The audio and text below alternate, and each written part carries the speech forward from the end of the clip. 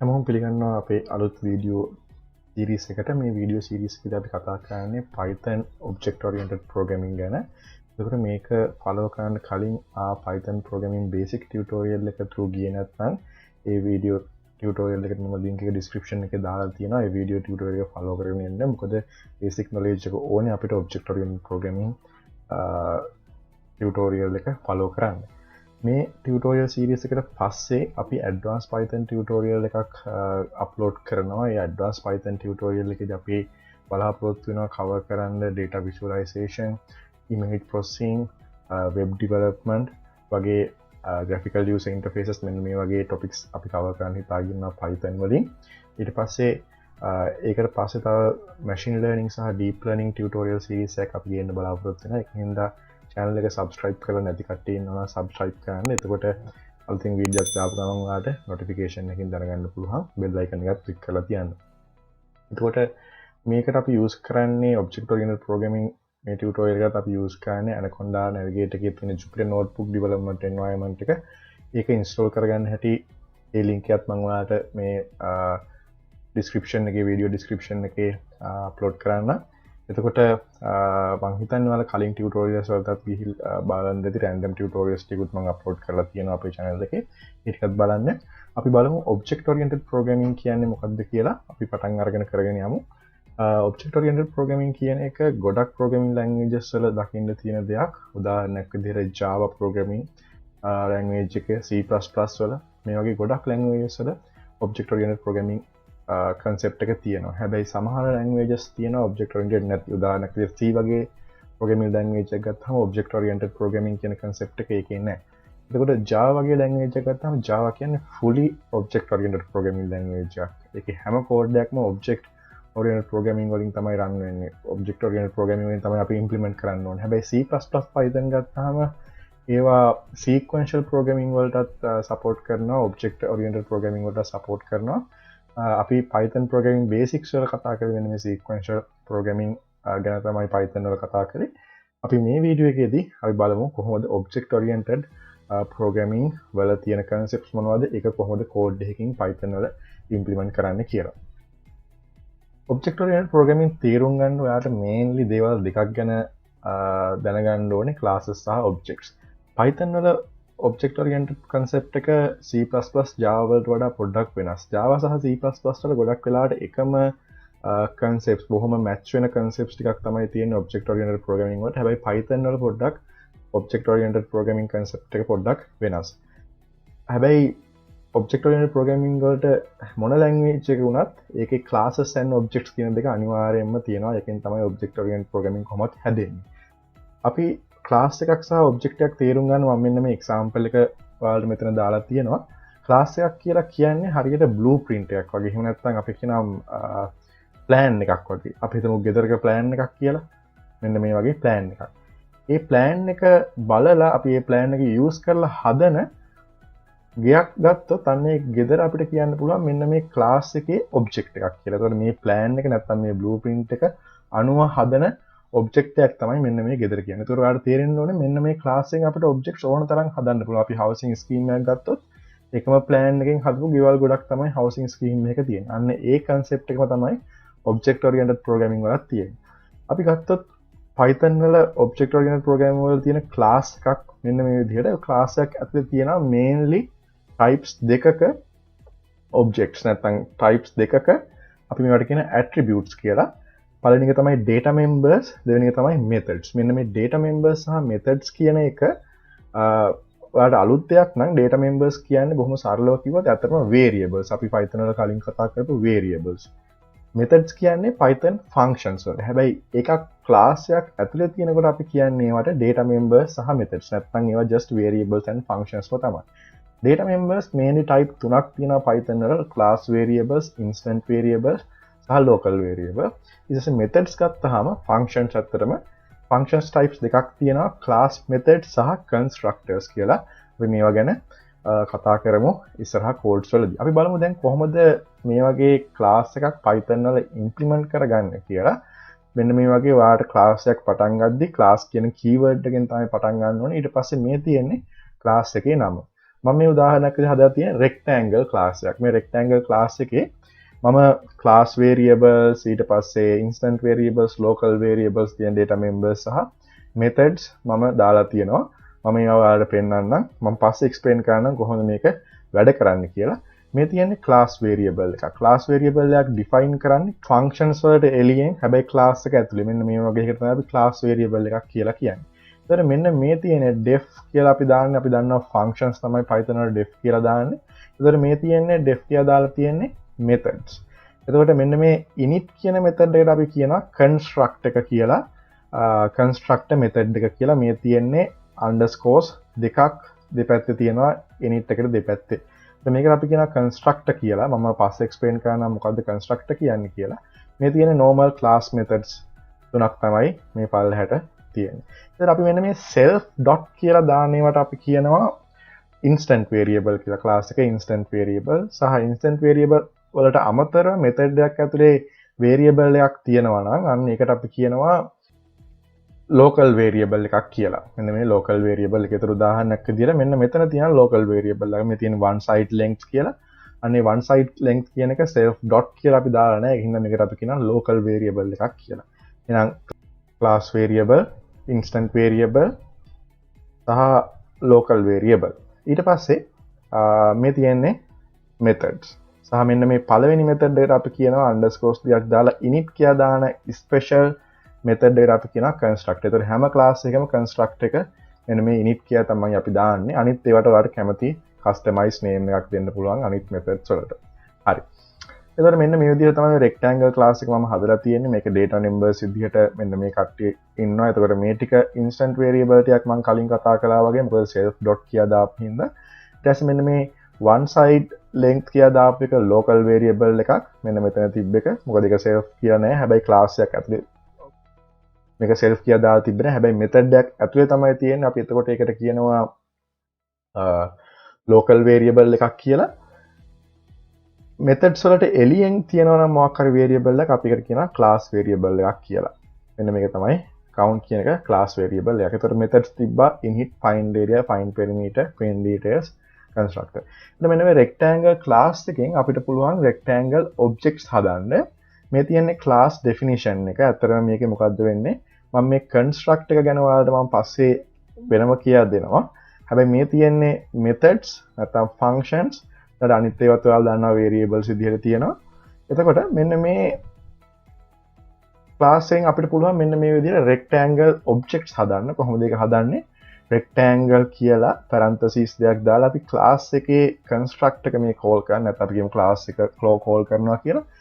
මේ විදිහට class එකේ නම දාලා parentheses දෙකක් දාපුවාම ඒක equal කරලා මෙන්න මෙතෙන්ට දාන එක object එකක් වෙනවා. එතකොට rectangle class එකෙන් object එකක් හැදෙනවා. අර මම කිව්වා වගේ plan එක දිහා බලලා ගයක් හදනවා වගේ දෙයක් තමයි මෙන්න මෙතන වෙන්නේ.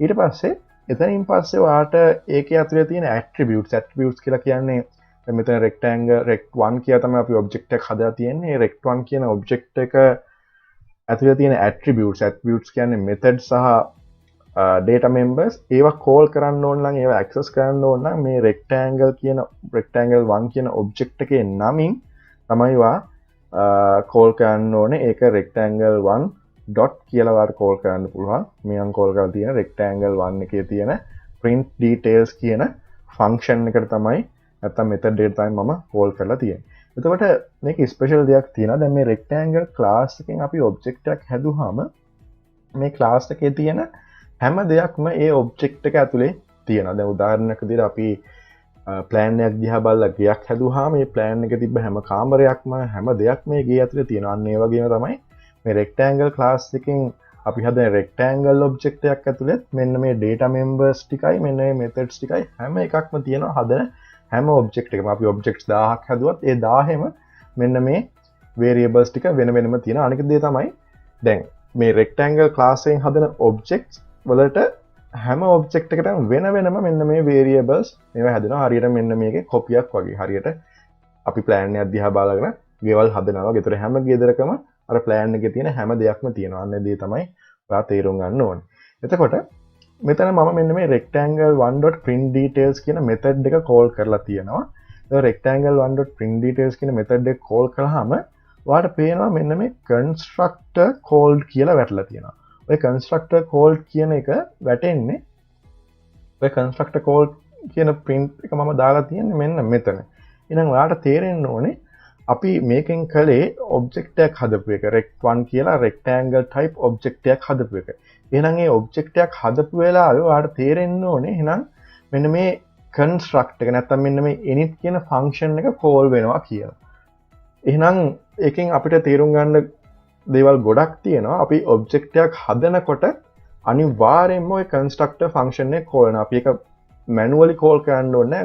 මෙන්න මේ විදිහට ඔබ්ජෙක්ට් එකක් හදන වෙලාවෙම ඔය construct එක call වෙනවා. construct එක call වෙනවා කියන්නේ මොකක්ද කියලා අපි බලමු.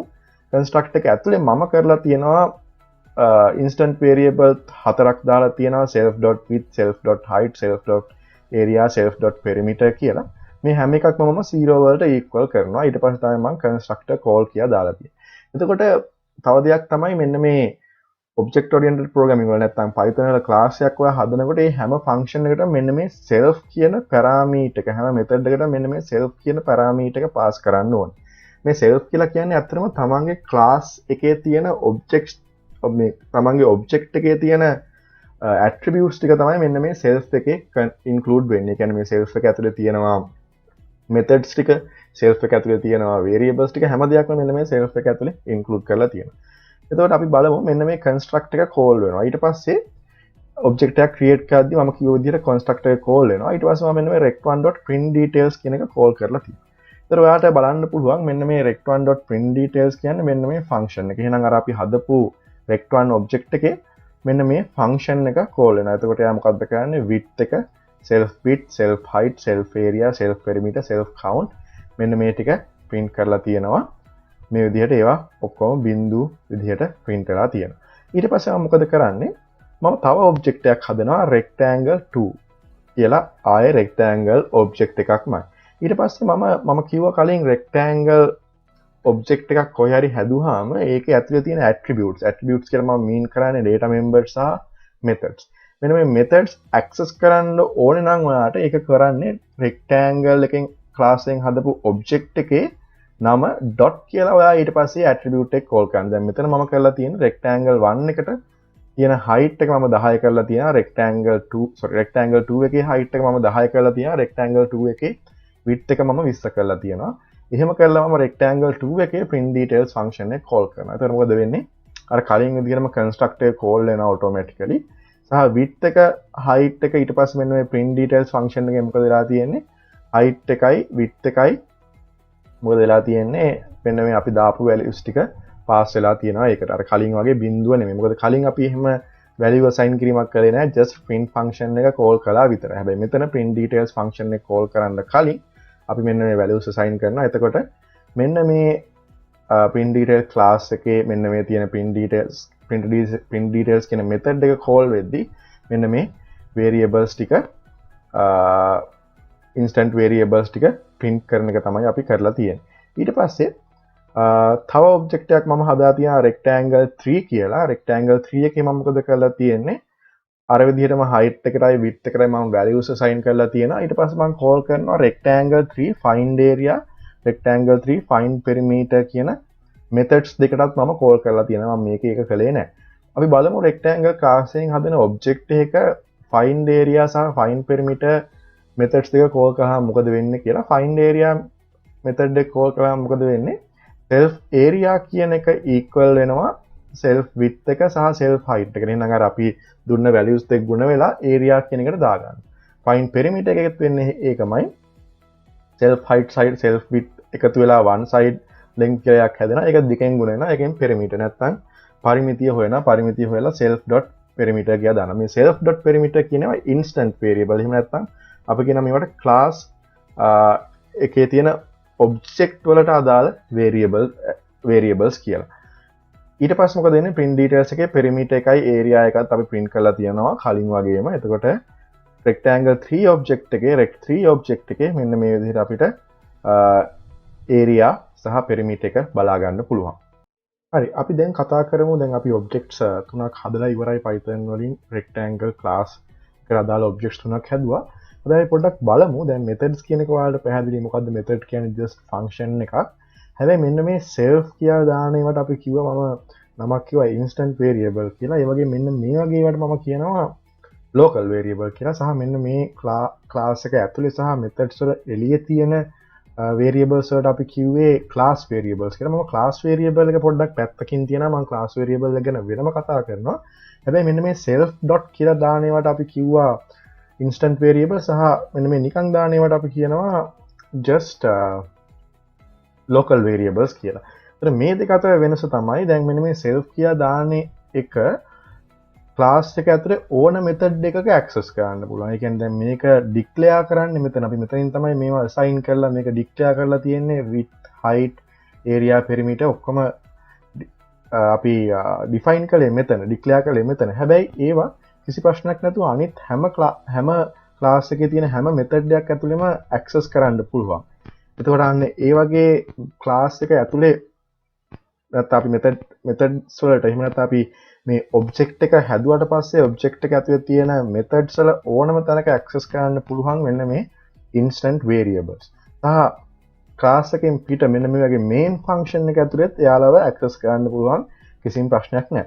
හැබැයි මෙන්න මේ local variable එහෙම access කරන්න බෑ. දැන් උදාහරණයක් විදිහට ඔයාලට class එකකින් එළිය එහෙම නැත්නම් අපි හිතමුකෝ මම මෙතන මේක print කරන්න try කරන්නම් ඕන නම් මෙන්න මේ වගේ one side length කියන එක අපි one side length එකත් මෙතන print කරමු. මම ආපහු code එක run කරන්න.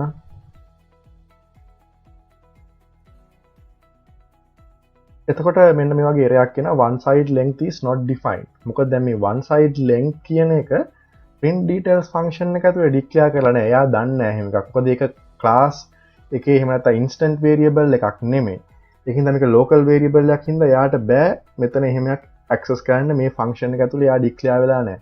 එතකොට අන්න ඒ වගේ function එක ඇතුළට විතරක් valid ඒවා තමයි මෙන්න මේ වගේ function එක ඇතුළට විතරක් valid එකක් තමයි මෙන්න මේ local variable එකක් කියන්නේ. ඒතකොට local variables වෙන methods වල අපිට access කරන්න බෑ. අන්න ඒ වගේ වට තමයි අපි local variables කියන්නේ. හැබැයි self දාපු ගමන් අපිට ඒක ඕන method එකක් ඇතුලේ access කරන්න පුළුවන් සහ ඒ class එකට එළියෙන් තියෙන main එකේ වුණත් අපිට ඒක access කරන්න පුළුවන්. අන්න ඒ වගේ එකකට තමයි අපි කියන්නේ instant variable එකක් කියලා. ඒතකොට instant variable ඒ විදිහට තමයි අපි declare කරන්නේ self dot කියන එක. හරි. එහෙනම් අපි ඊළඟ වීඩියෝ එකේදී කතා කරන්නේ class එක constructors ගැන.